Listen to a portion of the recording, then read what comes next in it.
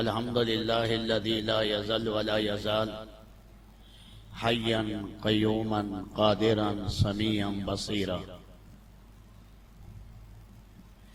اللهم صل على محمد وعلى آل محمد كما صليت على إبراهيم وعلى آل إبراهيم إنك حميد مجيد. اللهم بارك على محمد وعلى آل محمد كما باركت على إبراهيم وعلى آل إبراهيم إنك حميد مجيد.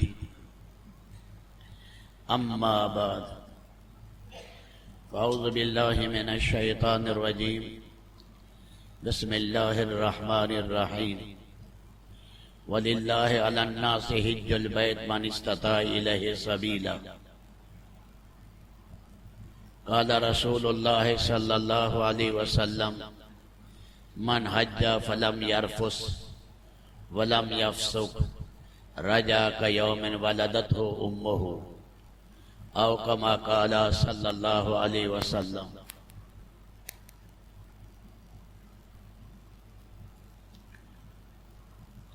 اس کائنات میں سب سے قیمتی جگہ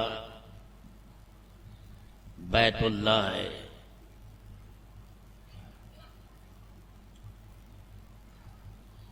اللہ تعالی شانہ نے اسے زمین و آسمان کے بننے سے بھی اس جگہ کو 2000 سال پہلے پیدا کیا.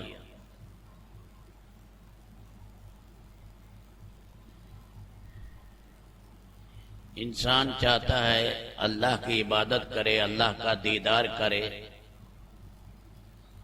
اس دنیا میں اللہ کا دیدار ناممکنات میں ہے. جنت میں اللہ کا دیدار ہوگا. اس کے قائم مقام اللہ نے اپنا گھر بنا دیا تاکہ اس کے ساتھ بندے سکون حاصل کریں. کہتے ہیں پہلے اللہ کے امر سے بیت اللہ بنا، پھر آدم علیہ السلام کے زمانے میں دوبارہ اللہ نے بنیادیں ان سے بنوائیں، اور باقی اوپر کا جو قبہ تھا وہ جنت سے لایا گیا. پھر اس کی اگلی تعمیر شیس علیہ السلام نے کی، جو آدم علیہ السلام کے بیٹے ہیں اور اللہ کے نبی ہیں، جو حضرت ادریس علیہ السلام سے بھی پہلے آئے ہیں، اور ادریس علیہ السلام نوح علیہ السلام سے پہلے آئے ہیں. پھر نوح علیہ السلام کے زمانے میں طوفان آیا اور دنیا کی اکثر آبادی پر وہ چھا گیا، تو بیت اللہ کو اٹھا لیا گیا. بعد میں جتنے انبیاء آئے علیہم السلام، وہ نبی اس جگہ کے ارد گرد طواف کرتے تھے، عمارت نہیں تھی. پھر رب العالمین نے قبیلہ جرہم سے پھر اس کی عمارت بنوائی. نہ اس سے پہلے ابراہیم علیہ السلام سے عمارت بنوائی. اذ یرفع ابراہیم القواعد من البیت و اسماعیل ربنا تقبل منا انک انت السمیع العلیم. یکم ذی قعدہ کو حضرت ابراہیم علیہ السلام نے تعمیر شروع کی اور 25 ذی قعدہ کو مکمل کر. جو تعمیر اور بنائے ابراہیم علیہ السلام تھی، اس میں بیت اللہ کے دونوں دروازے تھے، اور دونوں دروازے نیچے کی طرف تھے. اس میں حتیم نہیں تھی، بلکہ حتیم والا حصہ بیت اللہ کے اندر تھا. بعد میں تابابیہ تبا بادشاہ آئے اور انہوں نے اس پر چھت ڈالی. بعد میں کعب بن لوئی وغیرہ نے اس پر ریشم کا غلاف ڈالا، ریشم کا پردہ اس پر ڈالا۔ پھر قبیلہ جرہم سے اللہ نے اس کی تجدید کرائی، بعد میں قبیلہ عمالقہ آیا، اس نے اس کی مرمت کی۔ اللہ کے نبی صلی اللہ علیہ وسلم کے زمانے میں جب آپ کی عمر شریف 35 سال کے قریب تھی، اس نے ساگوان کی لکڑیاں پتھروں کے اندر لگی ہوئی تھی۔ ایک خاتون نے وہاں اگربتی جلائی، وہ ان لکڑیوں کو لگ گئی، جس سے سارے پتھر جو ہیں وہ ہل گئے۔ اس لیے قریش نے ارادہ کیا کہ دوبارہ بیت اللہ کی تعمیر کی جائے۔ اس کے رکن یمانی والے جانب ایک بہت بڑا سانپ نیچے رہتا تھا اور وہ اوپر آ کر بیٹھتا۔ قریش کی ہمت نہیں پڑ رہی کہ اس کو گرائیں، کہیں آفت نہ آ جائے۔ پہلے تو انہوں نے اللہ سے دعا مانگی، اے اللہ یہ مصیبت یہاں سے ہٹا دے۔ غائب سے کوئی جانور آیا اور اس بڑے سانپ کو اٹھا کر لے گیا۔ کیونکہ بیت اللہ کے 2 حصے ہیں، ایک زمین کے برابر ہے، ایک زمین سے نیچے ہے۔ یہ زمین سے نیچے ہے، اس میں بہت نظر کی منت کے بہت قیمتی خزانے چھپے ہوئے ہیں۔ حضرت عمر بن خطاب نے ارادہ کیا تھا کہ میں نکال کر تقسیم کر دوں، لیکن صحابہ کے مشورے سے تھا کہ رہنے دیا جائے، یہ امام محمد مہدی خلیفہ آئیں گے، وہ نکالیں گے۔ تو قریش نے مل کر بیت اللہ کی تعمیر کی۔ نیچے لے گئے تو سبز پتھر نظر آئے قریش کو۔ ان سب پتھروں کو ذرا ہلانے کی کوشش کی تو سارا حرم مکہ ہلنے لگا۔ تو قریش سمجھ گئے کہ یہ نیچے جو بنا ہے یہ فرشتوں کی بنائی ہوئی ہے، اس لیے اس کے اوپر اپنی تعمیر کی۔ کیونکہ ابراہیم علیہ السلام نے لبنان کے پتھر، طور کے اور اسی طرح ہیرا پہاڑ کے اور بھی اسی طرح جودی پہاڑ کے پتھر اس میں لگائے۔ یہ وہی پتھر چلے آ رہے ہیں، کوئی ٹکڑا گر جاتا ہے تو اس کی مرمت کر دیتے ہیں۔ تو یہ بیت اللہ تعمیر ہوا، لیکن جب حجر اسود کے رکھنے کی جگہ آئی تو ہر قبیلہ کہتا تھا میں اس کا استحقاق رکھتا ہوں کہ حجر اسود کو میں رکھوں گا۔ قریب تھا کہ آپس میں لڑائی ہو جاتی۔ انہوں نے کہا کل جو آدمی پہلے بیت اللہ میں داخل ہوگا صبح کو، وہی اس کا فیصلہ کرے گا۔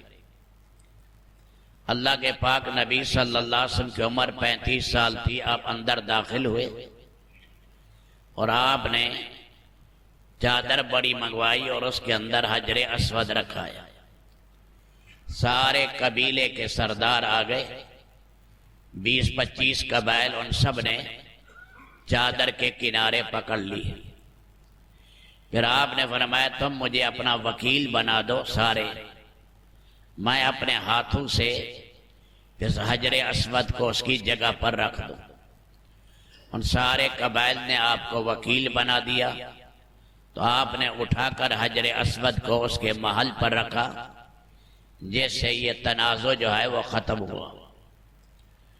لیکن قریش جب بنانے لگے تو یہ آپس میں معاہدہ کیا کہ اس میں حرام کی کمائی نہ لگائی جائے۔ اللہ کا گھر بن رہا ہے، نہ سود کا پیسہ ہو، نہ ہی کسی رنڈی کا پیسہ لیا جائے، نہ ہی کسی کے حرام مال کا پیسہ لیا جائے۔ یہ گھر اللہ کا بنایا، بیت اللہ سے محبت تھی قریش کو، تو انہوں نے کہا یہ تو مکمل نہیں ہو سکتا، کمائی کم ہے، تو کچھ حصہ انہوں نے باہر نکال دیا۔ یہ وہی حصہ ہے جو حتیم کا حصہ باہر آیا۔ حتم کے معنی علیحدہ کیے ہوئے۔ اللہ کی طرف سے حکمت تھی کہ اللہ نے ہر مسلمان کو اس میں سے حصہ دینا تھا، اس لیے جو حتیم میں چلا گیا گویا وہ بھی بیت اللہ کے اندر چلا گیا۔ اللہ نے سب کے لیے اللہ نے راستہ نکال دیا۔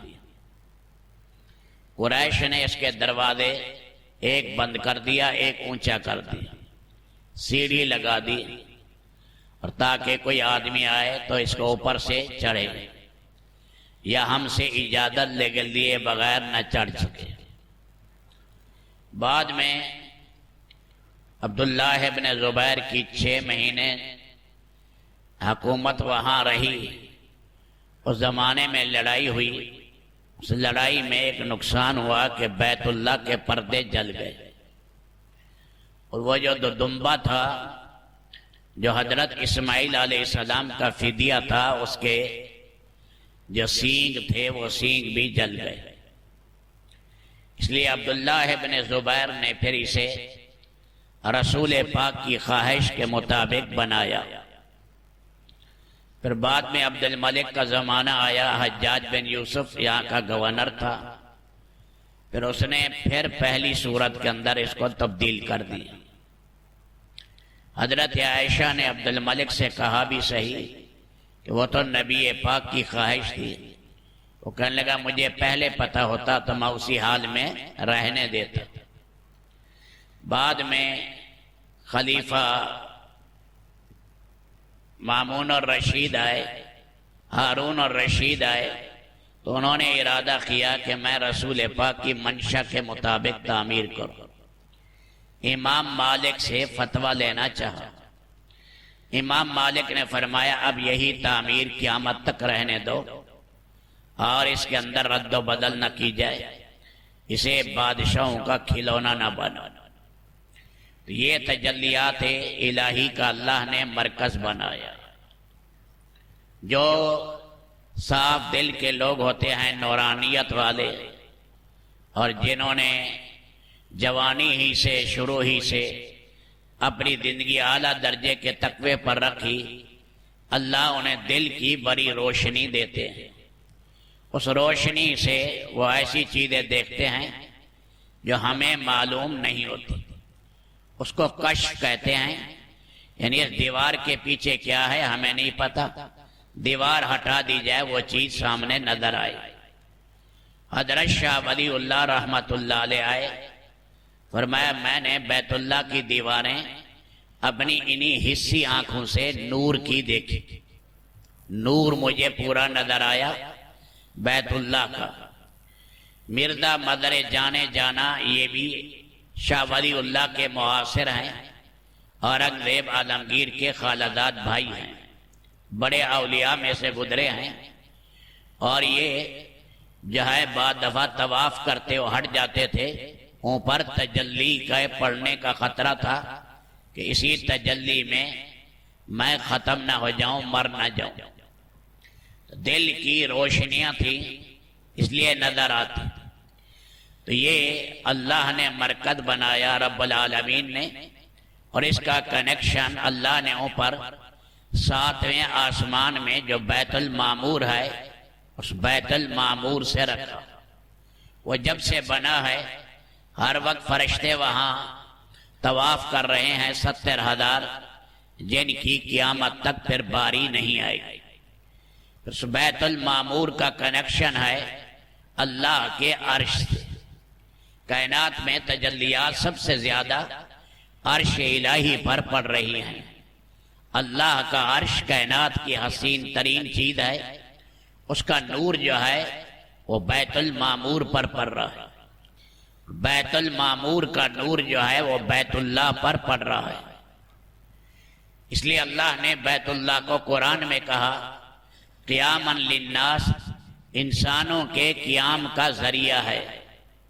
جب تک بیت اللہ موجود ہے انسانیت رہے گی، جس دن بیت اللہ ختم ہوگا انسانیت ختم۔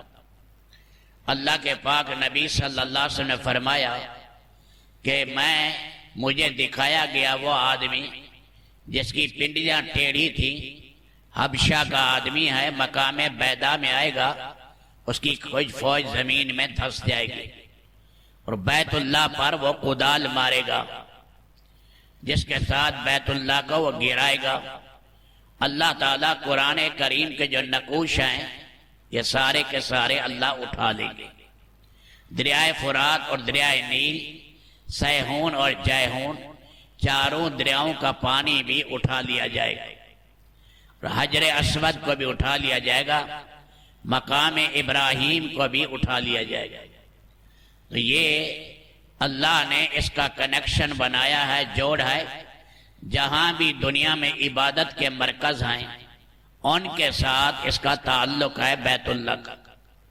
ساری دنیا کی مساجد گویا ان کا روحانی کنیکشن ہے بیت اللہ سے، وہی نور بیت اللہ کا ان مسجدوں میں آ رہا ہے، انہیں ملے گا جو ان مسجدوں میں ایمان کے ساتھ حاضر رہتے ہیں نمازوں میں اور ان مسجدوں کو آباد کرتے ہیں۔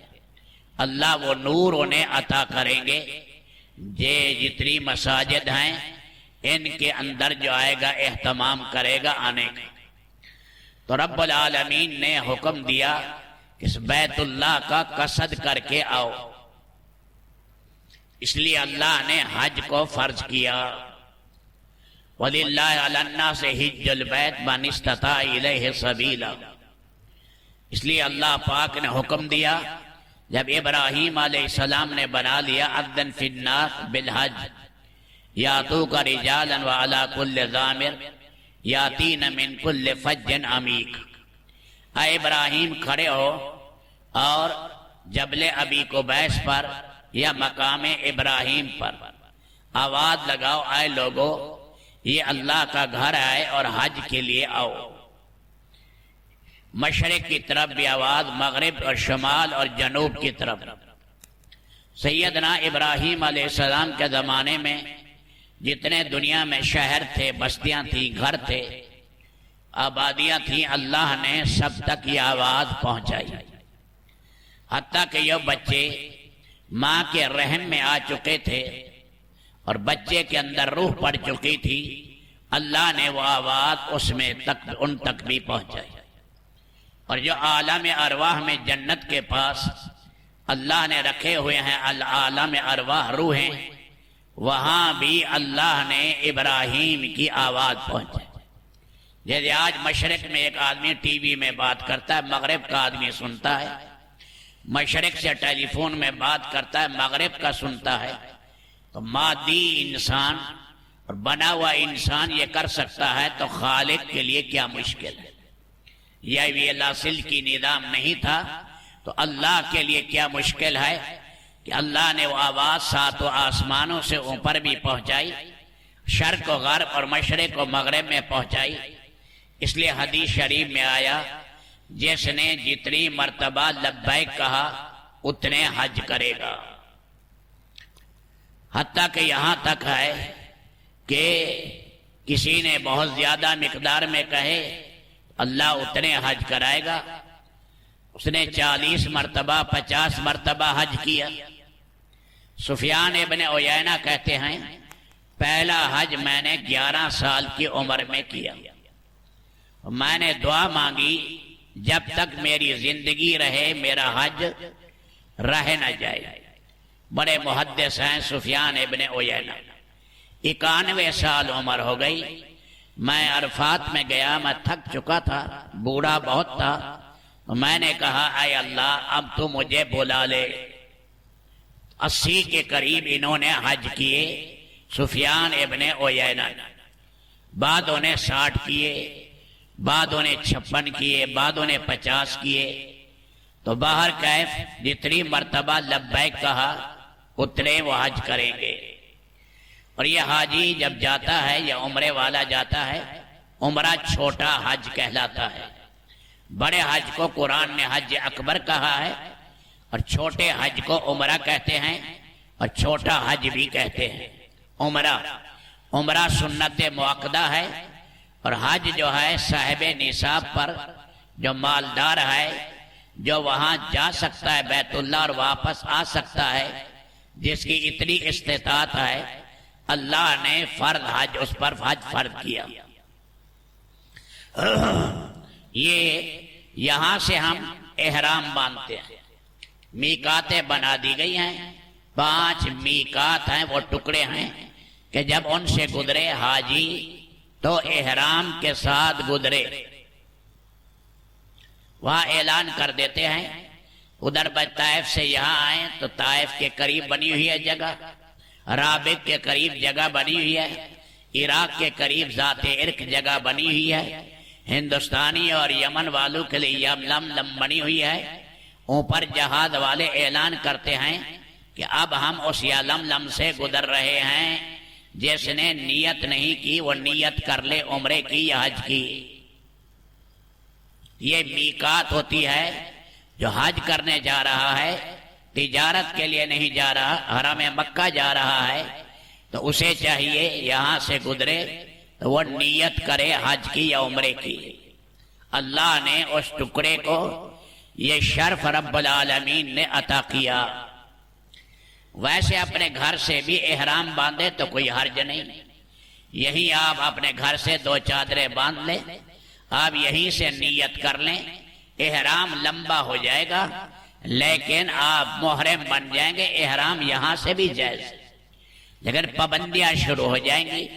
حالت احرام میں شکار نہیں کر سکتے، حالت احرام میں بیوی کے ساتھ شہوت کی بات نہیں کر سکتے، حالت احرام کے اندر خوشبو نہیں لگا سکتے، حالت احرام کے اندر سلا ہوا کپڑا نہیں پہن سکتے، پابندیاں لگ جائیں گی۔ یہی آپ ملتان ہی سے چلیں، آپ اپنے گھر سے بھی احرام باندھیں تو باندھ سکتے ہیں، ایئرپورٹ سے باندھیں تو ایئرپورٹ سے باندھ سکتے ہیں، جہاز میں بیٹھے وہاں سے باندھیں تو باندھ لیں، لیکن میقات سے پہلے باندھ لیں۔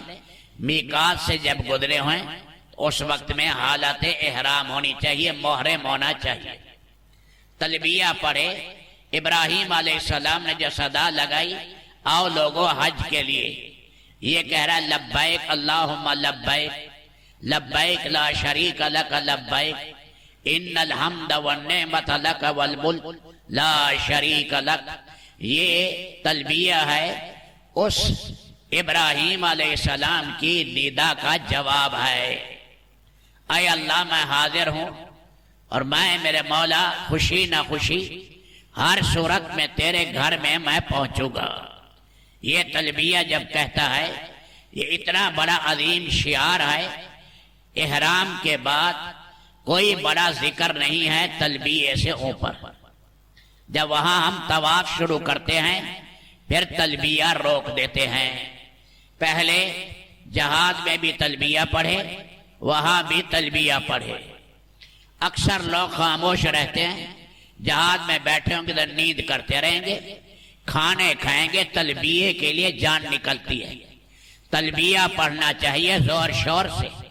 پہلے زمانے میں جہاز جاتے تھے، جہاد میں غلغلہ ہوتا تھا، اب تلبیہ نہیں آتا، چپ کر کے گونگا بیٹھے رہتے ہیں۔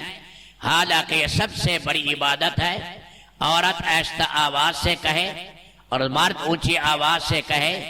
تلبیہ کی کثرت الحج العج والسج، حج تو 2 چیزوں کا نام ہے، ایک لہو بہانا یعنی زیادہ قربانیاں کرنا، اور دوسرا تلبیہ زور سے پڑھنا۔ پہلے زمانے میں 4 میل دور ابھی بحری جہاز ہوتے تھے جدہ سے، تو غلغلہ ہوتا تھا، جدہ گونج اٹھتا تھا کہ حاجی آ رہے ہیں۔ اب تو ایسے جیسے مہر لگی ہو منہ پر، چپ بیٹھے رہتے ہیں، نماز ہی نہیں پڑھتے۔ وہاں حج اس جہاد میں حالانکہ 2 ایک آدمی کر کے وہاں نماز پڑھنی چاہیے، نماز تو فریضہ ہے۔ جا رہے ہیں عمرے پر، جا رہے ہیں حج پر، نماز غائب۔ نماز تو حج سے بھی بڑا رکن ہے، نماز چھوڑ دیتے، تلبیہ نہیں پڑھتے۔ بڑی مشکل سے کہلاؤ، 1 دفعہ کہیں گے، اتنا تلبیہ کہیں فرمایا گلے میں پھندے پڑ جائیں۔ یہ شعار اسلام ہے۔ حدیث میں آتا ہے جب تم تلبیہ یہاں کہتے ہو مشرق اور مغرب تک زمین کے ٹکڑے، درخت، پہاڑ اور جتنے بھی مخلوق اللہ کی وہ بھی تلبیہ پڑھتی ہے۔ کتنا بڑا شعار ہے تلبیہ، تلبیہ کا اہتمام۔ تو یہ تلبیہ اہم ترین چیز ہے۔ حج کا رکن اعظم احرام ہے، حج کا رکن احرام ہے۔ احرام کے بغیر حج کیسے ہوگا؟ احرام کا ضروری ہے۔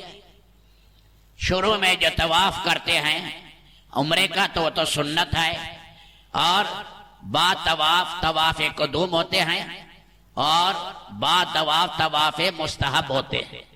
بیت اللہ میں داخل ہوتے ہوئے صلاۃ تحیۃ المسجد نہیں پڑھتے، بلکہ وہاں کی حاضری ہے کہ وہاں پہلے طواف کرو، اللہ کے گھر میں حاضر ہو، رمل کرو، پہلے 3 چکروں میں دوڑو، رمل کرو اور استباء کرو، کندھے کو 7 چکروں میں ننگا رکھو، اس کا اہتمام کرو۔ نیت علیحدہ ہوتی ہے اور استلام علیحدہ ہوتا ہے، وہ ملا دیتے ہیں دونوں کو، نیت بھی کٹھی، استلام بھی کٹھا، اس لیے کہ ہر چیز سیکھنے سے آتی ہے۔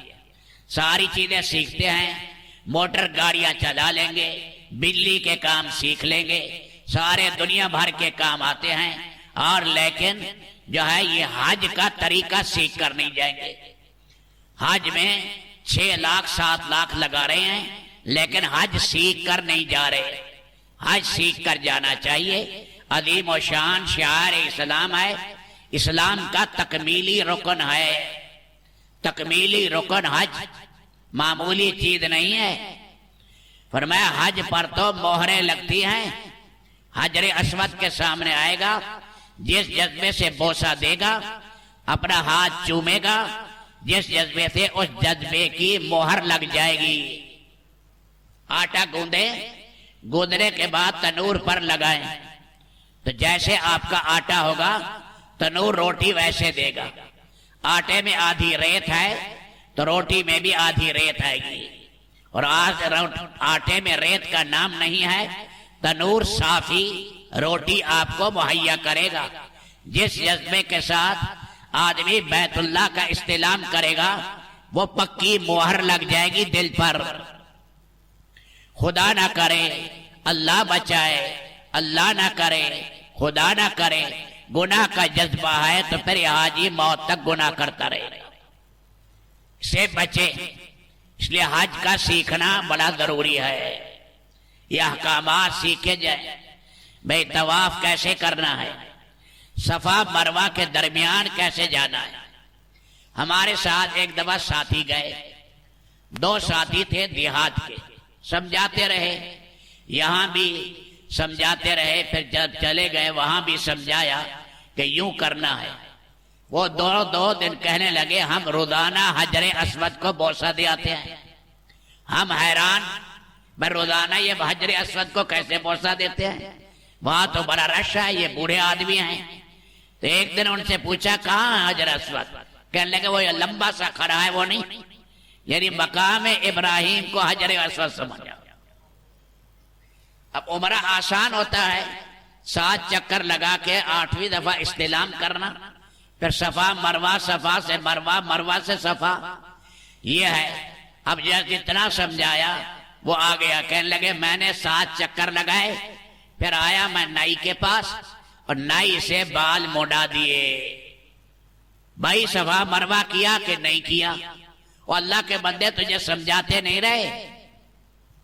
اب تو جرمانہ آ گیا، اس جرمانے کو کہتے ہیں دم۔ کہتے ہیں دم کیا ہے کہ بکرا ذبح کرنا پڑے گا حدود حرم میں۔ یہ بکرا 4-500 ریال کا لو اور یہ یہاں پر ذبح کرو۔ اب دم کا نام آتا ہے تو پھر دم نکلتا ہے، پھر جان نکلتی ہے کہ کوئی راستہ بتاؤ میں دم سے بچ جاؤں۔ بھائی پوچھ کر چلو، جو سیکھے ہوئے آدمی ہیں ان سے پوچھ کر چلو۔ میرے بھائیوں، حج یہ شعائر اسلام ہے، بڑا اونچا ہے، عاشقانہ چیز ہے، بڑی عجیب ہے۔ رب العالمین جو صاحب نصاب ہیں، جن کے خرچہ ہے مکہ تک جانے کا اور آنے کا، اور اس میں پھر اللہ مدینہ کی زیارت بھی کرا دے اس کی، تو پھر اس کے لیے ضروری ہے وہ حج کے بارے میں حکومتی لائن سے یا پرائیویٹ لائن سے کوشش کرے۔ اللہ کے نبی نے فرمایا جس پر حج فرض ہے اور حج نہ کرے مات انشاء یہودین او نصرانیہ، یہودی ہو کر مر جائے یا نصرانی ہو کر مر جائے، کہ جس پر حج فرض تھا حج نہیں کیا۔ پھر بعض لوگوں نے کہا جی بچیوں کے شادیاں نہیں ہوئی، بعض کہتے ہیں مکانات ابھی نہیں بنے۔ اور بھئی حج کا فریضہ علیحدہ ہے، حج کا علیحدہ فریضہ ہے، بچیوں کی ذمہ داری علیحدہ ہے، مکان بنانا علیحدہ ہے۔ جب حج فرض ہو گیا اب اس کے لیے فکر کرے، حج سے نہ روکے۔ یہ 40 دن یا 30 دن لگتے ہیں، اس کے اندر جو حج کی کوشش کرے۔ اللہ اللہ